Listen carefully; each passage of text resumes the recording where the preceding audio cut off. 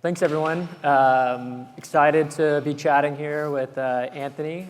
Excited to be able to share some insights from his experience over at Verve. Introduce myself initially here, Drew, one of the founding sales members here at DOS. Been here for about a year or so, which is crazy to see how far we've come. And so excited to be able to help brands like Verve and Anthony and be able to work with folks. So, in terms of just introducing Anthony here, Anthony is basically the Chief Retail and Operations Officer over at Verve Coffee. He's really brought in to do a lot of the transformation for the business and really, begin to help them continue to scale as they're moving up. So, let you, go ahead and introduce yourself. Excited to have you here. Sure. Yeah, I've been in food my whole life. I was born on a fourth-generation farm and kind of grew up in agriculture. And out of high school, I was like, let me get out of here and get as far away from the farm as possible. So I worked in manufacturing for Frito-Lay and Pepsi.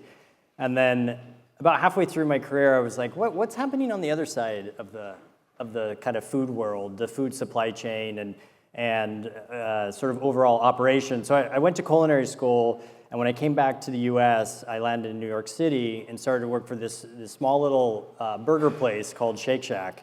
And at the time, we had about 8 shacks, and we were just about to open Kuwait City and kind of helped grow that brand. And then kind of moved my way through, eventually made it to the West Coast, worked for an ice cream brand called Salt and Straw, and now at Verve doing coffee. So burger, ice cream, dessert, and then coffee. Doing it all. Did you have a favorite Salt and Straw flavor? Oh, it's the almond brittle. Almond brittle. Which usually only comes out in December for the holidays. Coming out for it soon. Yeah. So Yeah, it's my go-to. It's the one where you just like start eating the pint and then you just like eat the entire pint. Yeah. It's a good way to do it.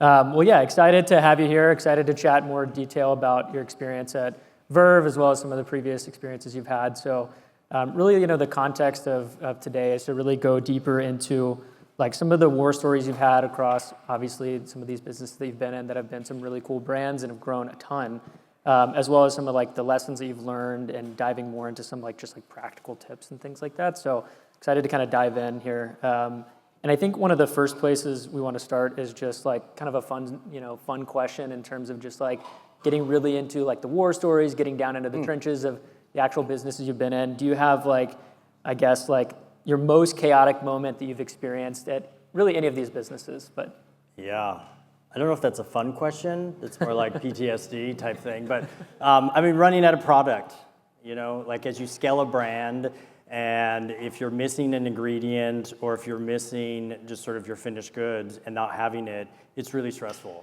And having a component where you're manufacturing or roasting the product and you have this distribution model of trying to get the product to either your cafes or to your grocers, when you run out, it's just like crazy stressful. We recently went national with Whole Foods. Our brand's, Verve's about 50% retail, our own cafes in the US and in Japan, and then the other 50% is wholesale. And we just went national with Whole Foods, and we ran out of product at a certain point, and it was super stressful to not just figure out what we needed to roast and what we needed to kind of get out there in the distribution, but we had to pace it and take time to go through the distribution channels, and it was a long time, and it was very stressful, but we figured it out, we rectified it. Whole Foods is now full of coffee, and hopefully forever will be. But that's you think it's a simple component of like, oh yeah, we roast coffee and we throw it in bags and that's it. But then when you realize, oh, how do I get to that grocery in sort of rural Florida on the other side of the country, then all of a sudden it becomes incredibly complex. Yeah, makes sense. Yeah. Yeah, I feel like we've heard, just from my experience talking to like hundreds of different businesses and customers experiencing similar types of things, seems like there's some natural piece of like there's just growing pains that come with a business and trying to figure some of those things out. Yeah. But the other piece that I've heard a lot about is like forecasting being really difficult, right? And it's like some weeks you have it blow up all of a sudden and your production needs to get moved up really quickly. So like, I'm just curious like how you've experienced that or thought about handling those types of things? Is that just natural of like a growing business, and like how do you avoid some of those kind of pitfalls? Yeah, I mean, that was the issue. That was the issue that we had in grocery is I was saying to Nate at lunch, we had, let's say it was 35 were the units that were purchased, 35, 35, 35, 35. Feeling pretty good about 35, 510. And it just was like, where did that come from? And it turns out that there was a promo that we were doing that was promoting it. So that was like internal, like lack of sharing that information. But then Whole Foods was doing another promo on top of it. And it coincided with Prime Day. And so it just was like this huge explosion. And so being able to forecast has been one of our like elements that we're really working on. And that's a big component of what brought us to DOS, and to just kind of work through our historical data and our historical sales, but also to be able to more quickly capture customer invoices when they're coming in, to be able to help with the forecast. Yeah, makes a lot of sense. It's like a good problem to have, but it's also Right. hurts your customer experience and all Totally. the things. I was super stoked when I saw 510. I was like, yes, that's amazing. And then I was like that. Wait, where is the 510? We don't have that. Yeah. Yeah, it's brutal. I think in terms of like, on that note, in terms of expanding, right? It's like started in California, not too far from here, down in Santa Cruz, where you guys are headquartered, and really expanding, as you mentioned, like going to Florida and going to some of these other places, and really thinking through like, what does that look like? What does that scale look like? I guess like, what do you think has been the most difficult thing in terms of actually handling those complexities and being able to like navigate those kind of more difficult logistical issues that you have to come up with? Yeah, I think it's really just the lack of data, or at least the reporting and the accessibility to real-time data. Look, Verve is 18 years old. It's quite old, and it's organically just kind of slowly grown over the years. And Colby and Ryan, our two co-founders, were just two barista dudes that wanted to bring better coffee to Santa Cruz. And Verve has a very strong brand, and the brand is out there, and it's just continued to grow, and it's continued to promote the growth of the business. But when we got to this phase, kind of realizing that in order to really grow, to say double or triple or quadruple the organization, we need to be a lot smarter, figure out our supply chain, figure out our operations. Yes, we're a coffee company, but the real business is operations, and just the ability to manufacture and distribute and execute on that. And if your operational excellence isn't there, then no matter how good the brand is, it can only go so far. And so we have all the data, and yet we don't. Like, it is there. We're obviously transacting, and we're selling things, and we're purchasing things, but to be able to have it in a way where it can inform, sure, us on the leadership team, but really our managers is where we're just missing straight out. And so when our managers, the individuals that are really driving the business and having an impact on it, don't have the real-time information, then it just comes down to either intuition, or you just run around like a chicken with its head cut off, trying to fill up and capture issues that are happening, and you're just struggling and just like forever behind the eight ball. And so that's something that we're really working hard on, of getting our managers the real-time data so they understand the impact and the decisions that they're making. Yeah, it makes sense. And I think just kind of a follow-up question there, like, what do you think has kept them from having that? I mean, is it just real-time data? Is that the biggest thing? Or is it just like not having visibility into it? Or is it not kind of in a good format where they're able to utilize it well? Like, what is the kind of major roadblock there for them to actually like be able to utilize that well? I think it's, 18 years, and when you organically grow, you have systems that are there, but no one's really looking at how to kind of build the architecture of the entire system. And I think that's been the biggest miss. And so the data's there, sure, but we don't have a mechanism, in some cases, we don't have a mechanism to get this information to those managers. And then it becomes this, okay, well, how can we find it? Can we cobble something together? And we can do it, but then it becomes ad hoc every single time, because let's say you run a pivot table, and the SKUs are named this, and for whatever reason the SKU name changes, you run the pivot table again, and now the whole thing breaks and the information's not there. And so not being able to have that that one sort of philosophy and the architecture over how all of the data is going to flow and how all the data is going to report has been something that we've really missed. Yeah. Spreadsheets on spreadsheets. Spreadsheets on spreadsheets, and then you realize that like this core system just doesn't integrate with, say, your accounting software because it just doesn't, and nobody knew that, and they kind of run in parallel, and so you build these spreadsheets, you put them together, and it just becomes very laborious, and it just takes away from the core, the core focus of where the team should be. It's like spending time on all the manual processes and things like that rather than growing. Leading kind of into the next question here, like I guess in terms of like your next phase of growth being a little bit more forward-looking here, I guess like how are you thinking about scalability across the operations? How are you thinking about solving for some of those problems that you have and kind of driving it into that next stair step of growth for you guys? I mean, one way how we're solving it is with DOS and just like being able to pretty quickly come into all of the systems that we have and just kind of lay on top of it and pull all the data to at least be able to get some of that reporting and some of those mechanisms to our manager. But as we look at scaling kind of in the next phase, we're really targeting on margin management. And I think it's really important that you're rock solid on what your margins are, whether it's by SKU, by customer, by channel, all the above. And so we're doing this exploratory phase of really being kind of honest and clear in terms of what our margin is across all those components.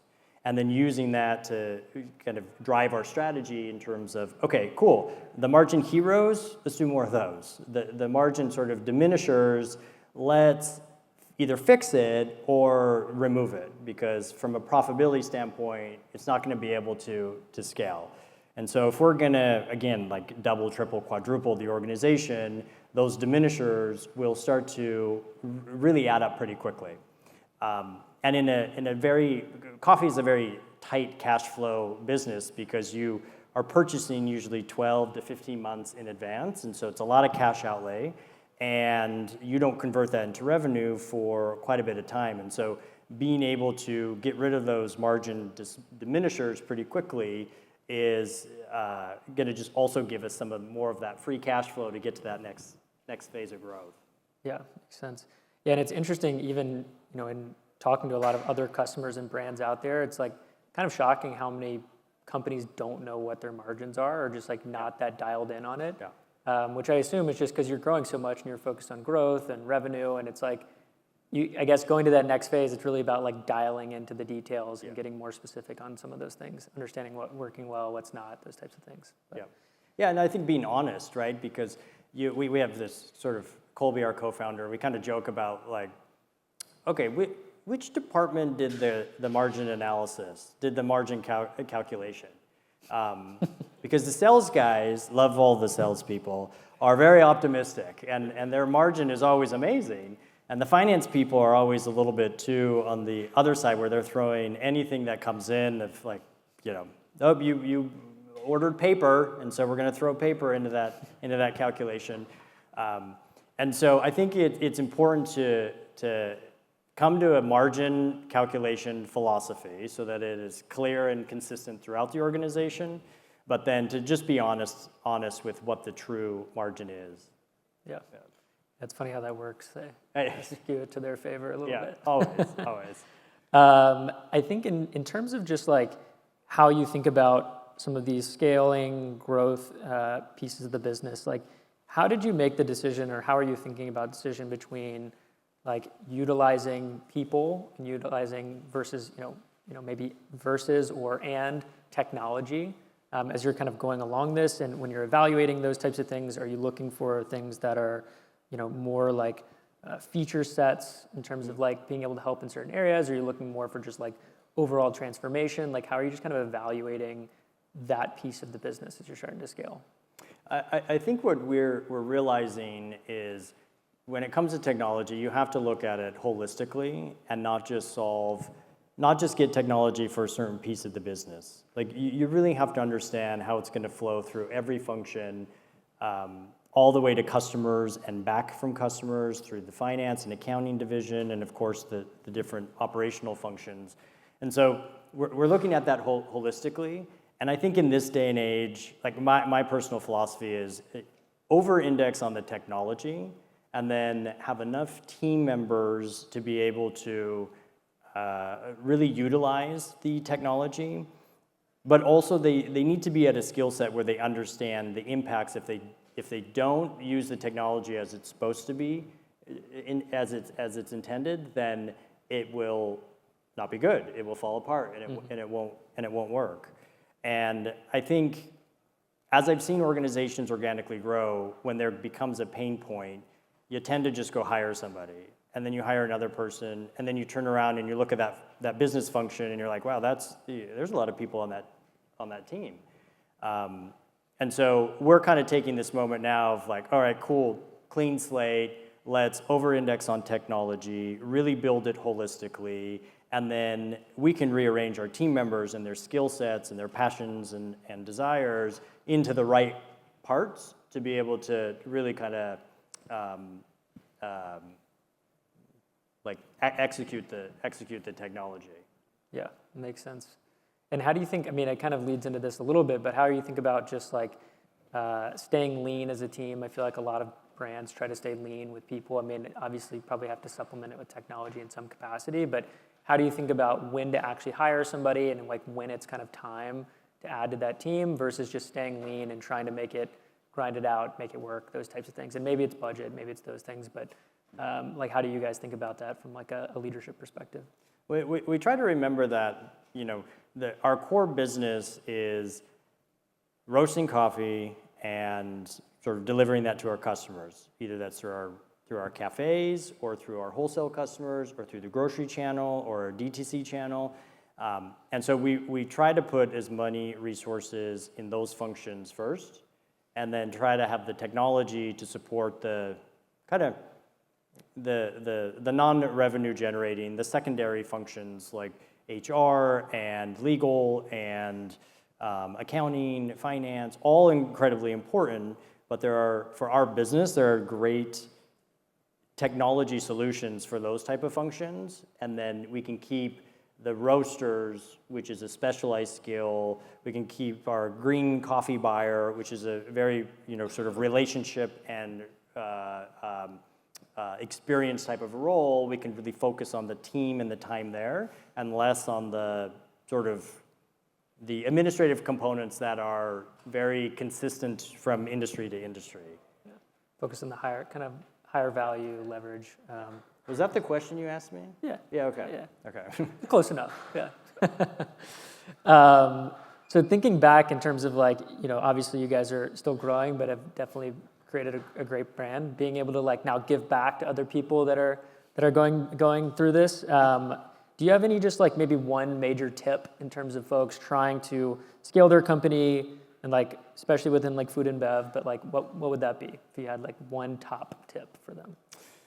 I'd probably say two. I think one is like know what your margins are, and if you don't, figure it out. Figure it out before you make any other decision on growing the business, because it's possible that you're making the wrong decision and investing in the wrong, either the SKU or the channel or the product or the customer, kind of first and foremost. And then the other that we learned very early on at Shake Shack was you have to codify the business. If it's an operational F&B, like you need a standards guide and you need to build the operational infrastructure to be able to kind of build everything on top of that.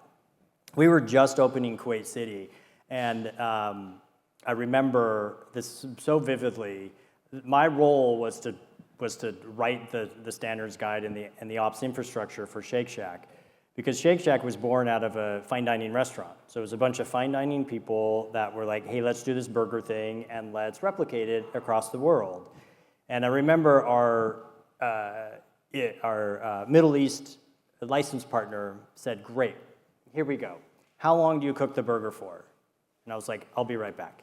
And I went to our main culinary guy who came out of Gramercy Tavern, amazing restaurant, and I said, Mark, how long do we cook the burger? And he said, well, not too much, not too little. And then I knew, I was like, I got it, okay. And so then we spent the next year of just really like testing and getting it super codified so that we could write this manual that not only supported our international license partners, but really gave us the strength domestically in our corporate-owned shacks to be able to build off of. And so those two things, like really know what your margin are, and then make sure you're building your operational infrastructure and getting the business codified, because from there you have the foundation and the whole structure to just like build on top of. Yeah, it makes a lot of sense. I was going to ask about KPIs, but I feel like you kind of hit it there in terms of just like really focusing on margins, figuring out what's working well, and then from a process, I guess maybe from a process standpoint, like are there specific KPIs and things that you use to like align the team around? I mean, it sounds like in this case, the burgers, right? Figuring out some of these operational processes, what they look like, how to scale off of them. But yeah, is there anything specific that you usually use? I mean, either at Verve or previously? I think, KPIs, we try really hard to only give the team members the KPIs that they have kind of control or agency over. I've seen in organizations where you kind of give like all the KPIs to, in theory, sort of give a big scope of what the business is. And I find that to be not very, you don't see a lot of results driven from that.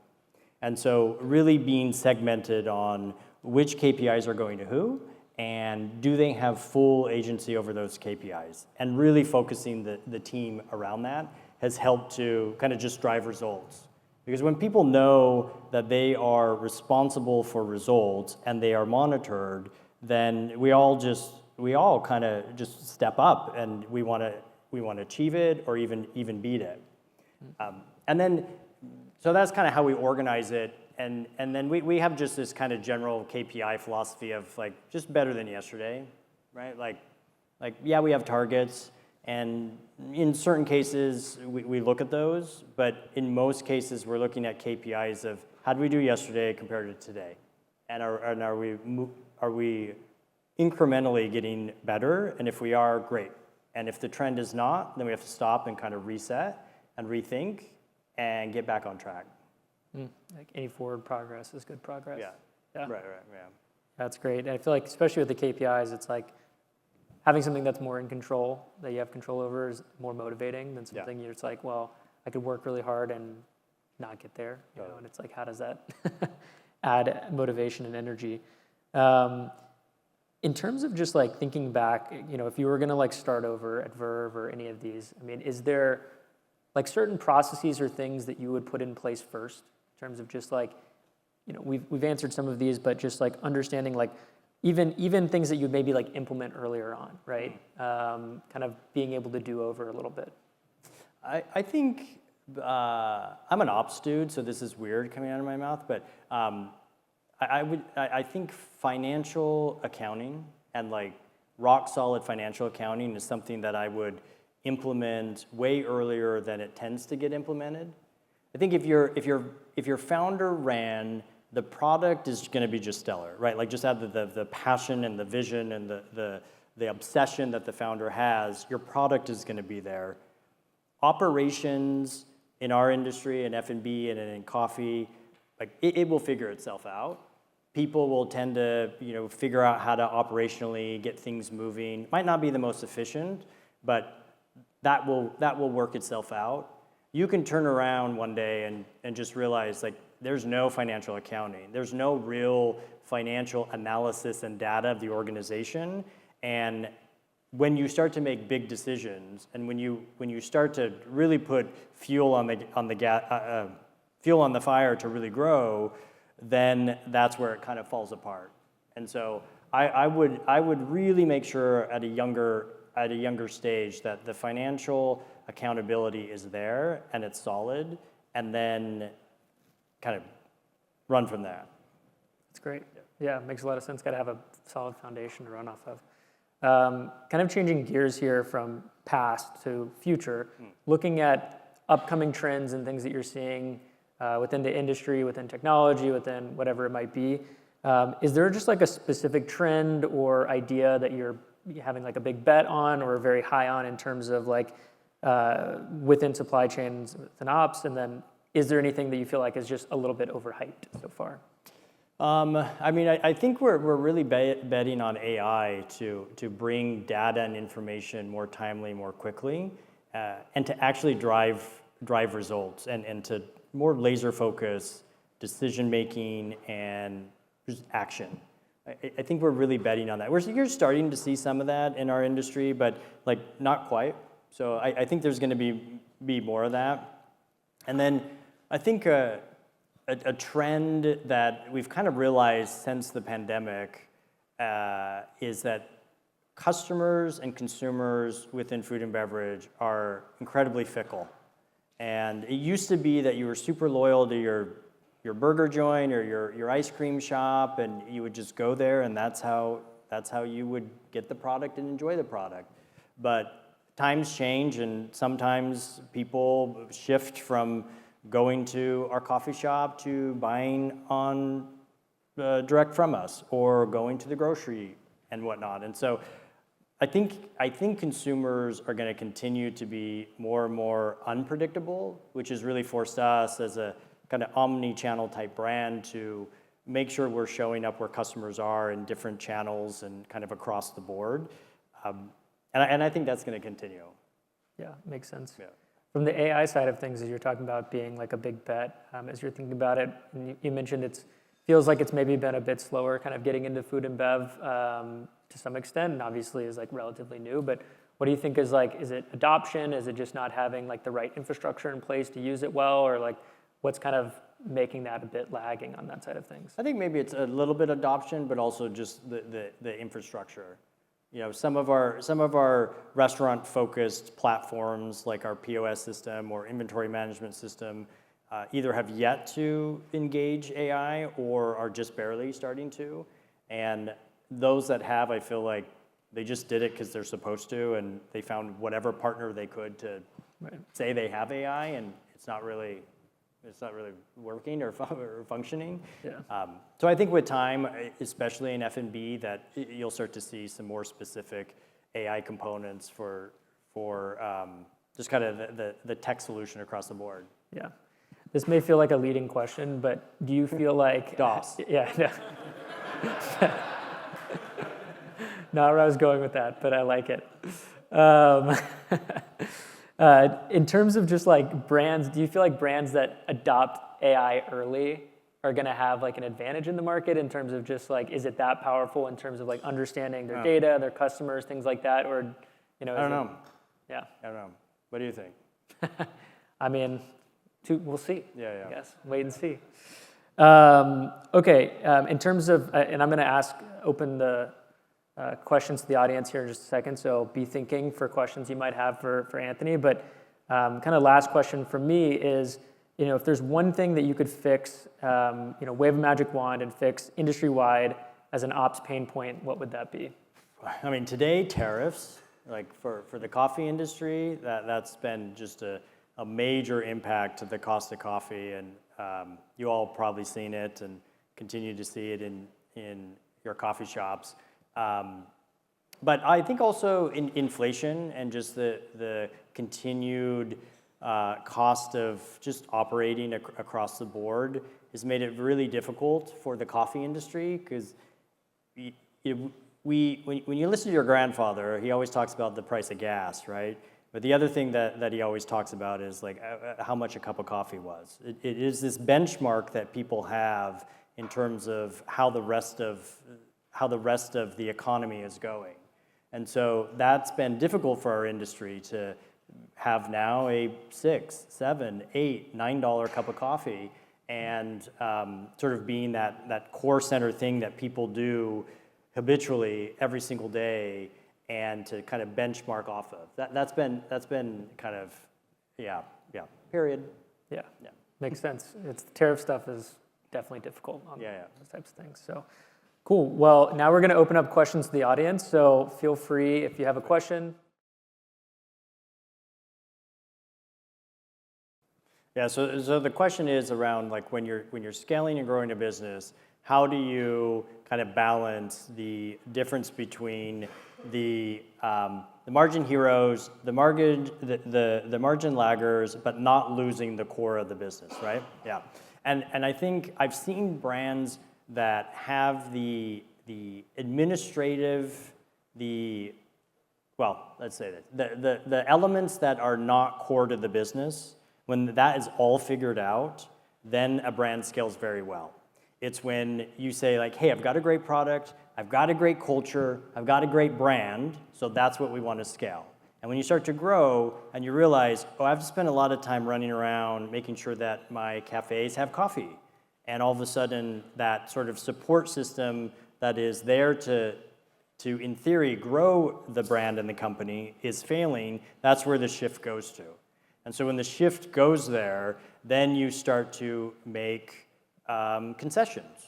And you say, like, I just can't get coffee there in enough time. And so now we have to add 30 days to our shelf life, to our expiration. And slowly but surely, that's where things break down. But if you have the whole structure that's there to support the brand, the product, and the culture, and if that's working, then you can keep focusing on the brand, product, and culture. And so we're at this stage now where we're really feeling that. And we've got to make sure that our infrastructure that's there to support the growth of what really matters is working. Because as we continue to grow, we spend less time on those core functions, and we're spending more time on all the other sort of ancillary elements and activities in order to just make it work.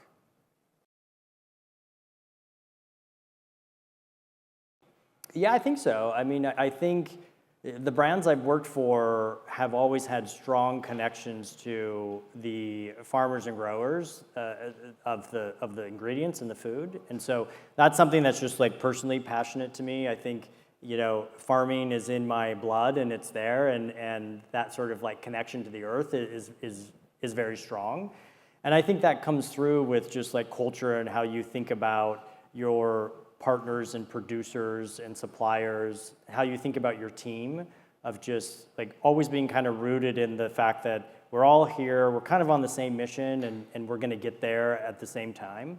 I think it's been a big element. And then just we had a bunch of chickens growing up, and I always joke we would give them Christmas Day off, but they kept laying eggs, and so you had no choice but to just kind of keep showing up and being there. And I think using that kind of a philosophy with, like, no matter what, we've got to get it done. Not to say that you work nonstop or you don't have breaks. It's just the mentality of, like, no matter what, you have to go collect those eggs. No matter what, we have to get past this hurdle. No matter what, we have to solve this issue with this customer where we failed them. No matter what, we're going to scale. And I think that's helped a lot, just sort of like drive forward in an industry that can be grueling and can be just kind of low margin and just like relentless in a way. It has helped me just like love it and just like stay totally connected to it. I suppose a pro in the specialty coffee industry is that our customers really look to certain brands to kind of help guide them where they should be. And so we take that very seriously. We take our position as an industry leader in coffee to help kind of navigate, here's what you should like, in a way. But I will say that, coffee, like wine, you may have your favorite winery, but every vintage is very different from year to year. Coffee is an agricultural product, and depending on the rain and the humidity and the sun, it can change. And it can change from lot to lot, and it can change from year to year. And so we really kind of celebrate that and celebrate, like, hey, you may know this particular producer, this particular coffee from Honduras. Here it is again. We love them. It's amazing, but this year it's going to taste like this. This year it's a little bit different. And we can play a little bit with the roast and kind of help change the flavor profile a little bit, but we try very much not to do that. We really look to be farm level all the way to street level and respect what is coming from our producers and kind of just bring that forward. So that's how we manage kind of the flavor profile changes of consumers. The more difficult thing for us is, we're a growing brand and we don't yet have a lot of technology and forecasting, and we think the business is going to look like this in 12 months, but then all of a sudden we're going national with Whole Foods, and like the game changed, and that was brought about 3 years earlier than it was supposed to. That's where we really run into struggle of like, okay, now what do we do?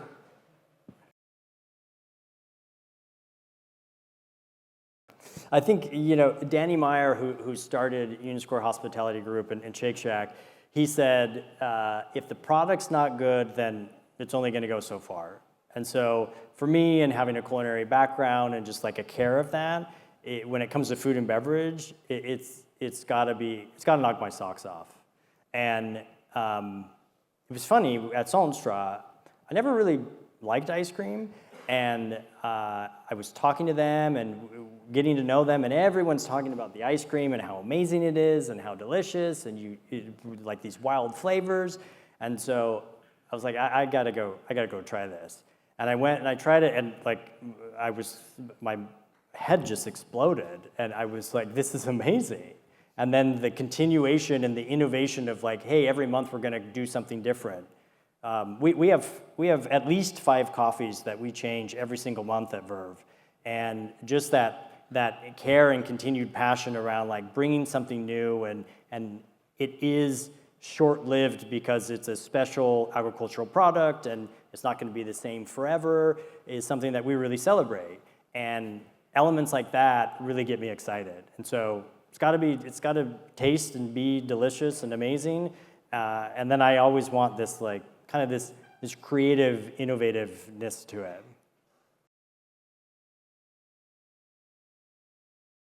I think, what I find is that technology is getting more and more user-friendly, and it's also getting a lot more intuitive. And so then it becomes more about, okay, well, who has the right kind of general mindset for this type of technology platform? So like our inventory management, I have a regional manager who's just obsessed with like inventory and how much it is and their pars, and they're constantly looking at it. So that's the right type of like mindset to be able to be like, okay, you don't know technology, you don't know inventory management systems, you've never seen that, but you have the general sense that I think you're gonna be really good at it. And she's crushing it. She's like, oh my God, this is amazing. But to be able to train on technology today, I find is a lot easier than it used to be, certainly. And so just like kind of looking at that and saying like, okay, who's got the general sense of what the technology is intended to do or achieve, and then putting that personality paired with it, I have found has been very helpful. And this is for us internally, where we've got these people that have not used these systems before, and they're amazing humans, and they're great. They've been with the company for a long time, and so it's more about like, okay, well, where do we just kind of reposition them? I think if we were to hire now, maybe we'd hire in certain ways of, do you have experience using this platform? But even so, I think you hire the right personality for the brand and for the function, and then they can kind of learn the platforms and the technology otherwise.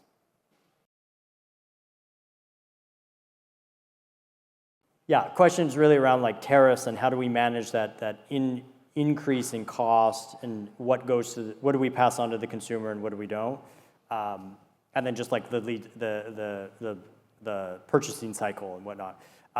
Yeah, it's so. A funky thing happened in the coffee industry last December. Well, last year's harvest was one of the lowest ever, specifically in Brazil. We don't buy a lot of Brazilian coffee, but Brazil produces more coffee than any other country in the world, and so the commodity market is based off of Brazil. Brazil had an extreme drought, and the crop last year was very low. So the price started to already kind of increase. Then they got heavy rains, which just like wiped out sort of the next phase. And so last December, the coffee before it's roasted, it's called green coffee. Green coffee, the cost per pound was higher than it ever had been. And so that was in December. And so already the industry, we were freaking out. And then now come tariffs on top of that. And there's a 50% tariff on Brazil specifically. And so this extremely high green coffee plus these extremely high tariffs have just like really like rocked the coffee industry. And everybody's kind of reeling from that right now. And so we look at tariffs as being kind of short term for us. We've also, Colby, our co-founder, has been going to Origin since the beginning. And so we have, in some cases, 18-year relationship with producers. And because we have that relationship, we've been able to manage the cost in a way. We pay higher than anybody else, and we have forever in the industry, and we continue to. But we've been able to get certain lots of coffee that nobody else has access to, better quality, better specialized, and so that's helped. But then also on the tariff side, we look at that as short term, but the cost of green coffee has gone up nonetheless. Like we're passing that, we're about to do a price increase next week, and it's just something that we have to continue to look at. There's other coffee brands that have a specific surcharge that they call it a tariff surcharge of 3.5%, and I presume they'll hold that for a while. And I suspect that surcharge will eventually go into their menu price and not just simply go away. But we're feeling it right now because right now we're starting to receive some of the crop that we purchased back in December and earlier this year. It's starting to come about. But we're still working on our previous inventory.